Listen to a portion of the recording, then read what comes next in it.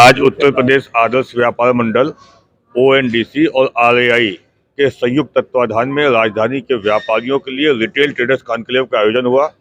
इस कॉन्क्लेव में हम लोगों ने ONDC का प्लेटफॉर्म है उसके बारे में समझा कि कैसे रिटेल व्यापारियों का व्यापार बढ़ाया जा सकता है।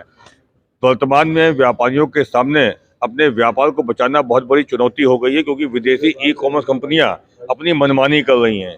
इनकी मनमानी को रोकने के लिए और एक सभी को समान प्लेटफॉर्म मिले, इसके लिए ONDC ने एक ऐसा प्लेटफॉर्म तैयार किया है कि रिटेल व्यापारी अपना व्यापार उसमें कर सकेंगे। ग्राहकों के लिए भी बहुत फायदेमंद है और व्यापारियों के लिए बहुत फायदेमंद है, क्योंकि इसके माध्यम से ग्राहक को ये मालूम रहेगा कि किस व्यापारी से वो माल खरीद रहे हैं और व्यापारी को भी मालूम रहेगा कि आगे कैसे काम करना है। तो निश्चित रूप से आज का यहाँ जो टेक्निकल सेशन चला उसमें बहुत सी जानकारियां हम लोगों को प्राप्त हुई। राजधानी के व्यापारियों ने इसका लाभ उठाया और ONDC के माध्यम से पूरे देश की जनता भी इसका फायदा उठाएगी। अमेजॉन और फ्लिपकार्ट जैसी कंपनियों से टक्कर लेने के लिए भारत का व्यापारी अब तैयार हो रहा है और कहीं ना कहीं अब हम लोगों ने ये मन बना लिया है कि ई-कॉमर्स व्यापार करने की एक नई विधा है जिसको जनता ने अपनाया है। अब व्यापारी भी इसको अपना करके अपने व्यापार को बचाने और बढ़ाने का काम करेगा। Open network for digital commerce. अब आज के ज़माने में जो अभी तक ट्रेडिशनली ई कॉमर्स होता आया है उसमें ऐसा होता है कि एक ही ई कॉमर्स प्लेटफॉर्म पे सारे बायर्स भी होते हैं, सारे सेलर्स भी होते हैं और वो ई कॉमर्स प्लेटफॉर्म अपनी कंडीशंस के हिसाब से काम करता है। माने उसमें अगर किसी दुकानदार को जाना हो तो कैटलॉग बनाने के लिए उसका भी पैसा लगता है, उसके बाद में कितना कमीशन होगा उसका होगा, टर्म्स एंड कंडीशंस क्या होंगी, रिटर्न कैसे होगा, ये सारा वो जो प्लेटफॉर्म है वो डिसाइड करता है। उसके अलावा ये कस्टमर को पूरी चॉइसेस नहीं मिल पाती, उसको केवल वही चॉइसेस मिलती है जो वो प्लेटफॉर्म उसको दिखाता है।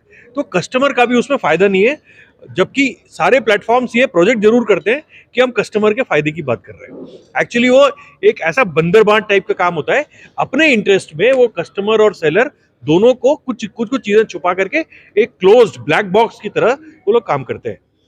ओपन नेटवर्क का एक कॉन्सेप्ट भारत सरकार का है और इसमें जैसे UPI होता है, जब से आपने देखा होगा कि UPI जब से आया है तब से सारे बैंकों में एक दूसरे की आदान प्रदान बहुत आसान हो गया है। उसी तरह से ONDC क्या है, ONDC कॉमर्स के लिए UPI है। अगर हम उसको उस तरह समझने की कोशिश करें तो ज्यादा आसानी से समझ में आएगा। मतलब ये हुआ कि अगर आप कोई भी व्यापारी अगर किसी ONDC की ऐप पे है तो वो किसी भी दूसरे प्लेटफॉर्म पे किसी भी कंज्यूमर को या किसी भी सेलर से वो कनेक्ट कर सकता है। ये ONDC का मतलब होता है। इसके बहुत भारत सरकार में इसका एक प्रोजेक्ट शुरू किया गया, एक नॉन प्रॉफिट कंपनी इसकी 1-1.25 साल से ऑपरेशन में है और उसी के तहत आज लोकल यहाँ आदर्श व्यापार मंडल और रिटेलर एसोसिएशन ऑफ इंडिया और साथ में ONDC की टीम ने इस पूरे कार्यक्रम का आयोजन किया। यहाँ पे करीब बहुत अच्छी संख्या में व्यापारी भी थे और स्टार्टअप्स भी थे और कुछ जो हमारे टेक्नोलॉजी सर्विस प्रोवाइडर्स वो भी हैं। और सबसे बड़ी बात आज जो हमें इस कार्यक्रम को करके लगी वो ये कि बहुत ज़्यादा इंटरेस्ट डेवलप हुआ है और सारे लोगों ने बहुत समझ के साथ में इस पूरे कॉन्सेप्ट को समझने की और उसको इम्प्लीमेंट करने के लिए बड़े व्यावहारिक प्रश्न पूछे हैं और इससे हमें लगता है कि हमें आज का कार्यक्रम हमारा बहुत अच्छा रहा। कस्टमर को क्या लाभ होगा? कस्टमर को लाभ ये होगा, जैसे मैंने आपको बताया, आज की तारीख में जो प्लेटफॉर्म कस्टमर को जो चॉइसेस दिखाना चाहता है, कस्टमर को केवल वही चॉइसेस मिलती हैं। जो बड़े बड़े प्लेटफॉर्म्स पे जो विज्ञापन दे करके लोग अपने जो प्रोडक्ट्स दिखाते हैं केवल वही प्रोडक्ट्स उसको दिखते हैं, लेकिन इसमें कस्टमर को उसके काम की चीजें पहले पेज पे मिलेगी जो आजकल उसको छठे और सातवें पेज पे मिलती है, जहां तक वो जाता नहीं। क्या मतलब? देखिए, ये जो है ONDC है, ये भारत सरकार के द्वारा एक नया नेटवर्क आ रहा है जो कि क्या करेगा, छोटे और मझोले दुकानदारों को एक प्लेटफॉर्म देगा जिससे छोटे और दुकानदार अपनी सेल्स ऑनलाइन माध्यम से बढ़ा सकते हैं। ऑनलाइन माध्यम से बढ़ाने का तरीका ये है कि तमाम तरीके के ONDC के प्रोजेक्ट्स को लेके ONDC के माध्यम से वो अपनी दुकानें एक कैटलॉग बना के दर्शा सकते हैं और उससे ग्राहक भी पाएंगे, वो ग्राहक भी बढ़ेंगे, सेल भी बढ़ेगी, मार्जिन भी बढ़ेगा और खर्चा कम से कम होगा। जैसा कि अमेजॉन और फ्लिपकार्ट जैसी कंपनी ऑनलाइन करती होगी, उनमें इनमें क्या डिफरेंस? बेसिकली ये भारत सरकार के द्वारा एक तरीके से लॉन्च किया गया है।